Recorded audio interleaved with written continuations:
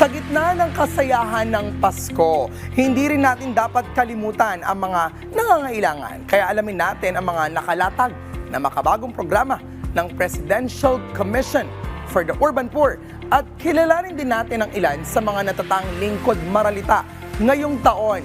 Panoorin po natin ito.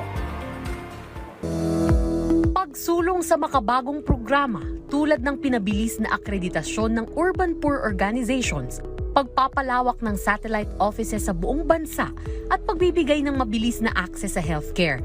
Ito ang makabagong programa na binibigyang pansin sa pamumuno ni Chairperson Maynardo Sabili. Actually, i-inform natin sila na nakahanda na ang PCUP upang mailatag ang magagandang programa ng pamahalaan. Of course, sa mandato ng ating Pangulong, Ferdinand Marcos Jr., na maibigay ang benepisyo ng Universal Health Act, no? Healthcare Act. Yan ang inilalatag ng PhilHealth. At saka yung mga scholarship training program ng TESDA ay atin pong ibabahagi din sa ating mga kababayan.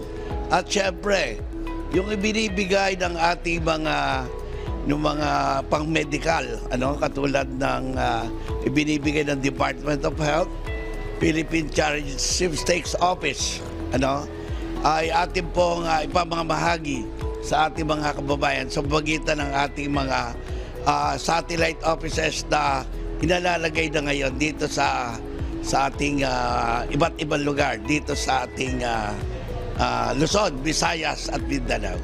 At sa nagdaan na selebrasyon ay ginawaran ng pagkilala ang mga individual at organisasyon. Ito ang awarding ng Natatanging Lingkod Maralita 2024 at awarding ng Champions of the Poor 2024. Ang pag-unlad ng ating bansa ay makikita sa kalagayan ng ating mga mamamayan.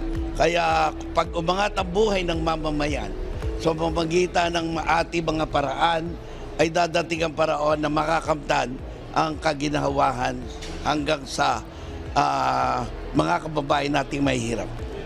Ang pagkakaisa ng mga ahensya ay isa sa malaking paraan para mas paiigtingin pa ang pagbubuklod-buklod at pagkakaisa para sa maginhawang buhay ng mamamayan.